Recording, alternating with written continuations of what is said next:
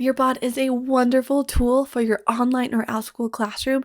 It is a wonderful way to interact and create interactive lessons, get all of your students participating, but I don't want it to scare you away. Hi everyone, I'm Natalie from the edtechwizard.com, and here on my channel you will learn all about how to use technology in your online classroom to become the best teacher you can be. Today's video, I'm going to give you my best tips and tricks for using Nearpod in your online classroom, because it's a little different than creating like Google Slides or a lesson with Canva and sharing your screen. There are just a couple more steps that you need to take so you can get the best results from using Nearpod, because your students will absolutely love it. They will love it. First of all, if you have not created a Nearpod lesson yet and would like to know how, be sure to watch this video right here and this one right here after that part 1. Then I will cover all of those fun activities for you and how to add them into your lesson. So let's go from here. You've created a Nearpod lesson, or you're going to create a Nearpod lesson. Now, how to teach it? What is the best way to use Nearpod in your classroom so you set yourself up for success and you set your students up for success, so you all have the best lesson in the world?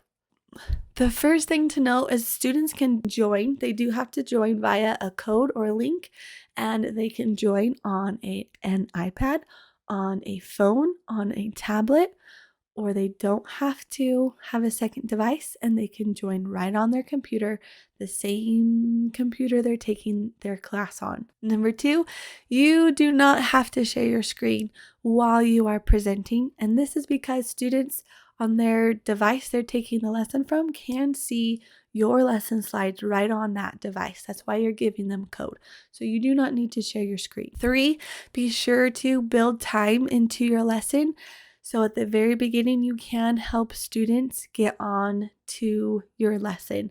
Give them the code, give them the link, just give them a little time to jump onto your lesson and make sure everything is working for them. And number 4, give your parents instruction in a classroom message on Nearpod. So in a classroom message, say you're going to be using Nearpod in your lesson, and then I have this document. It's in my Teachers Pay Teachers store, so if you're interested, go ahead and grab it and attach this document into your lesson so for parents to read. But this document, it states, it tells how parents can join Nearpod via any device they're using. So if they have a tablet and they want to use it, how are they going to join your lesson with that? If they don't have a second device, they're going to use their computer. It's going to tell them how to join your lesson via the computer. So give your parents a little warning, a little heads up that you're using Nearpod, especially if you're using young learners, that they do need to join via code and how they can do that so they can be prepared to use Nearpod. You don't want to spring it on your class first thing, hey, we're using Nearpod and this is how you get on, because that will take up more time to get students on. So please prepare your students ahead of time with just a simple message that you're using Nearpod and this is what you need to do to get the best out of the lesson. That way you can shorten that time that it will take to get students on before your lesson starts. And again, that document is in my Teachers Pay Teachers store with all those directions laid on. So the link will be in the description box. Just go grab that and save yourself some time. And there are my best tips for using Nearpod in the online classroom.